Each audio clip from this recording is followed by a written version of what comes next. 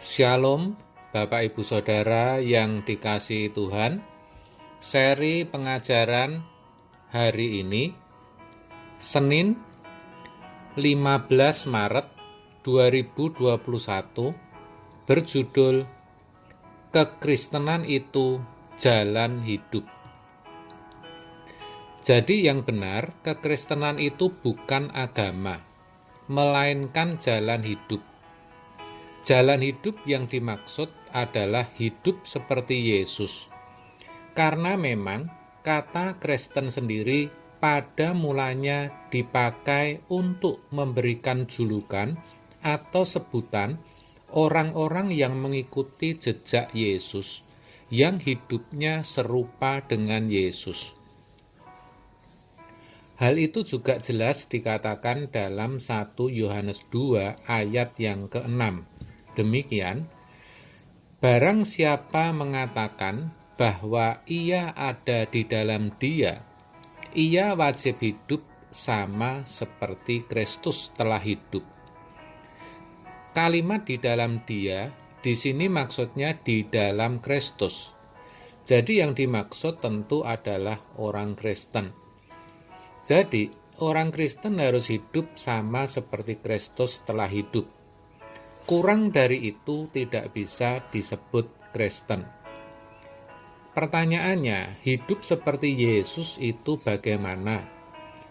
Hidup seperti Yesus maksudnya memiliki gairah atau semangatnya. Di Alkitab dikatakan sebagai memiliki roh Kristus, seperti tertulis dalam Roma 8 ayat 9. Demikian, tetapi kamu tidak hidup dalam daging, melainkan dalam roh.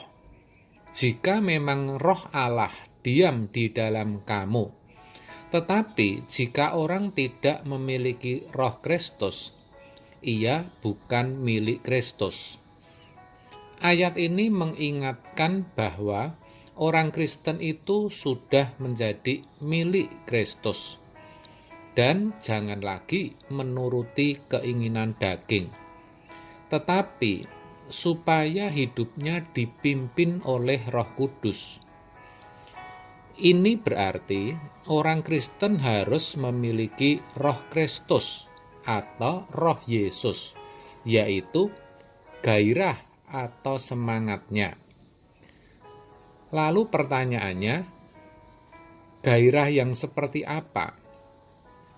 Yang pertama, gairah untuk meninggalkan kemuliaan diri sendiri. Dalam Filipi 2 ayat 6-7 dikatakan, yang walaupun dalam rupa Allah tidak menganggap kesetaraan dengan Allah itu sebagai milik yang harus dipertahankan, melainkan telah mengosongkan dirinya sendiri dan mengambil rupa seorang hamba dan menjadi sama dengan manusia. Jelas dikatakan Yesus memiliki kesetaraan dengan Allah yang tentu memiliki kemuliaan, tetapi ia tanggalkan dan rela menjadi manusia demi kemuliaan Bapanya. Kita pun juga sama, harus bisa melepaskan segala sesuatu yang ada pada kita, apapun itu, baik pangkat, jabatan, harta, nilai diri, dan yang lainnya. Hidup kita harus hanya untuk kemuliaan Tuhan. Itu artinya apapun yang kita lakukan dalam hidup ini haruslah untuk memuliakan Allah saja. Ini harus diwaspadai karena banyak orang Kristen sering gagal, khususnya yang menyangkut harga diri. Kalau tidak dihargai atau direndahkan, biasanya akan tersinggung. Padahal kalau sudah menanggalkan kemuliaan, harusnya kan diam dan tidak membalas. Teladan Yesus kan begitu. Yang kedua, gairah Yesus itu terlihat dari belas kasihannya kepada manusia yang akan binasa. Gairah ini sangat kuat sehingga sepanjang hidupnya hanya dipakai untuk menyerukan pertobatan dan kerajaan surga. Matius 3 ayat 2, bertobatlah, sebab kerajaan surga sudah dekat.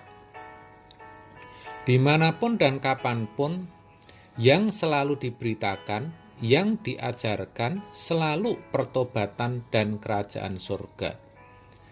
Bahkan demi hal itu, dia tidak jarang melakukan banyak tanda heran dan mujizat, menyembuhkan orang sakit, mengusir setan, memberi makan 5.000 orang, sampai membangkitkan orang mati. Semua tujuannya agar orang mau bertobat, menerima Injil, dan tidak binasa. Ini juga penting dimengerti karena banyak orang Kristen berpikir Yesus itu identik dengan berkat dan mujizat. Itu tidak sepenuhnya benar. Yang benar, Yesus itu identik dengan keselamatan kekal. Nah, sekarang bagaimana dengan saudara? Apakah saudara juga memiliki keterbebanan dengan orang-orang sekitar saudara yang sedang menuju kebinasaan? Apa yang saudara sudah perbuat? Saudara sendiri yang tahu. Yang ketiga, gairah Yesus itu berbicara kerelaan untuk taat kepada kehendak Bapa, meskipun harus mengalami penderitaan. Filipi 2 ayat 8. Dan dalam keadaan sebagai manusia, ia telah merendahkan dirinya dan taat sampai mati, bahkan sampai mati di kayu salib. Yesus dianiaya, diludahi, disesah, dan mengalami penderitaan karena salah dan dosa kita. Semuanya demi ketaatannya kepada Bapa. Bahkan sampai rela mati disalib untuk menggantikan tempat kita.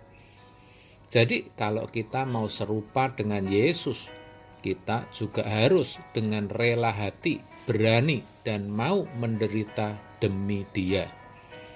Oleh sebab itu, melalui kebenaran ini, saya ajak kita sadar bahwa kalau kita mengaku sebagai murid Yesus atau menyebut diri sebagai orang Kristen, kita harus berjuang untuk menjadi serupa dengan Yesus. Meskipun itu akan menyita segenap hidup kita. Amin. Tuhan Yesus memberkati.